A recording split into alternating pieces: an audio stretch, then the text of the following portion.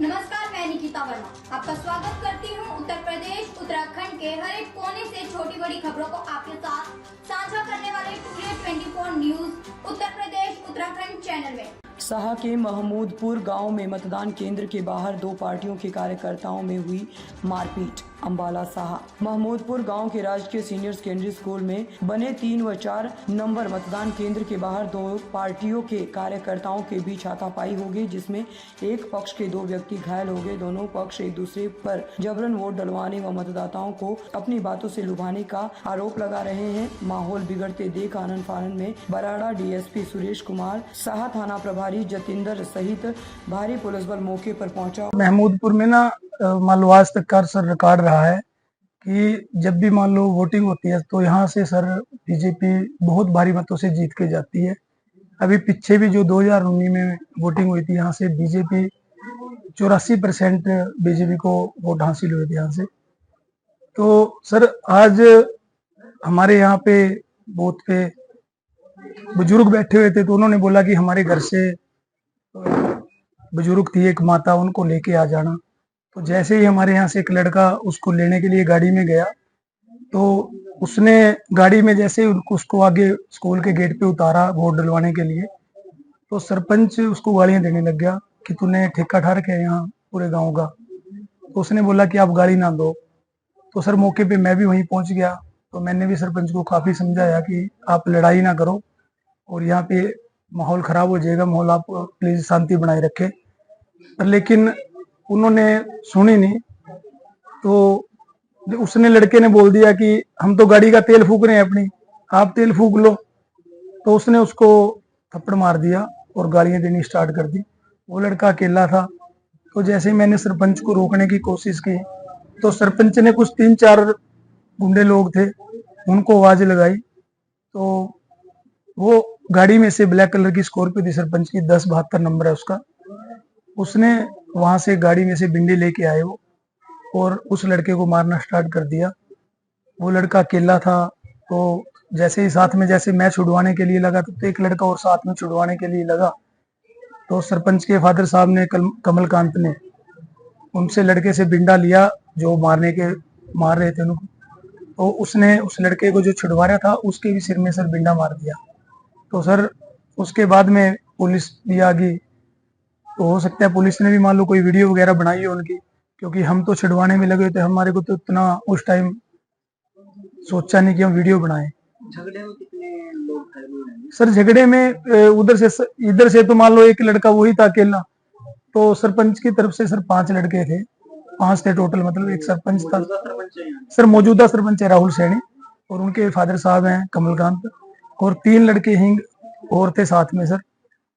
तो ये जो साथ में लड़के थे सर, यही स्कॉर्पियो गाड़ी से बिंडे उठा के लेके आए थे। तो इन्होंने फिर यहाँ स्कॉर्पियो खड़ी थी, यहाँ से स्कॉर्पियो से ये यहाँ से ले गए स्कॉर्पियो को। तो उसमें जो बिंडे वगैरह या असला था सर, वो इन्होंने गायब कर दिया।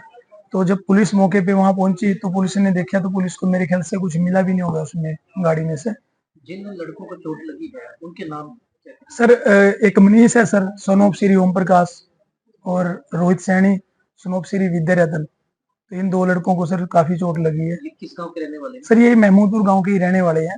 असल में सर अभी सरपंच ने पार्टी ज्वाइन की है, कांग्रेस पार्टी। तो यहाँ से मान लो जैसे बीजेपी जीत के जाती है, तो एक माहौल खराब करने का इनका इरादा था कि यहाँ से वोट ना डले। तो डीएसपी साहब भी मौके पे थे। डीएसपी साहब के सामने भी ये लोग बोल रहे थे कि हम धरना देंगे, हम यहाँ पे वोटिंग ही नहीं होने देंगे। तो डीएसपी साहब ने उनको काफी समझाया कि आप ऐसा मान लो गलत लैंग्वेज यूज ना करो।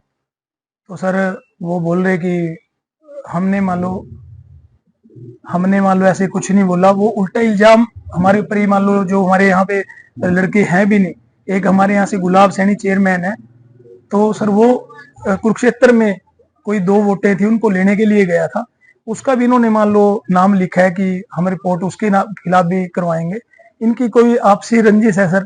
तो पता नहीं मान लो उस रंजिश का ये मान लो आज निकाल रहे हैं। तो मेरे तो यही समझ में आया सर कि मान लो ये वोटिंग जो ज्यादा हो रही है, कि उसका इन लोगों के ऊपर काफी प्रभाव जाता है। तो सर आगे कार्रवाई क्या करते हैं आप लोग? सर आगे की तो ये इन्होंने मान लो जो मनीष सैनी और रोहित है ये मेडिकल करवाने के लिए हॉस्पिटल चले गए थे सर, उसके बाद में ये पर्चा दर्ज करवाएंगे, तो देखते हैं सर आगे क्या होगा। दूसरे पक्ष में भी कोई घायल हुआ है? नहीं सर, दूसरे पक्ष में तो किसी को खरोच भी नहीं आई, क्योंकि मारने वाले ही वही लोग थे सर। और एक तरफ 5 लोग हैं, एक तरफ एक आदमी है, तो वो एक आदमी क्या कर लेगा सर। और उल्टा मान लो फोन भी इन दोनों लोगों के टूटे हैं, मनीष का भी फोन टूटा है, और जैसे हाथापाई में नीचे फोन गिर गया था, तो फोन दोनों के टूटे हैं, सरपंच का भी टूटा है और मनीष का भी टूटा है। अच्छी इलेक्शन वोटिंग चल रही थी, तो कुछ बीजेपी के कार्यकर्ता हैं, गुलाब सैनी और एक मनीष और एक गोल्डी और एक प्रवीण और 3-4 साथी उनके साथ थे। वो जबरदस्ती ला के जबरदस्ती वोट डलवा रहे थे। आचार संहिता लगी हुई है, 200 मीटर तक कोई भी साधन बाहर नहीं खड़ सकता पोलिंग बूथ के। पर ये इन्होंने यहाँ तक कसाई कर रखी थी। मैंने इनको जाके बोला भाई ऐसे तक कसाई ना करो, अपना जिसको जहाँ वोट डालनी है वो वोट डाल लेगा, आप यहाँ जबरदस्ती ना करो किसी के साथ। इन्होंने मेरे साथ हाथापाई की, और ये मेरा मोबाइल फोन है आईफोन, इन्होंने ये फोड़ा है, देखो मेरे साथ हाथापाई की, इन्होंने मारपीट की। मनीष है,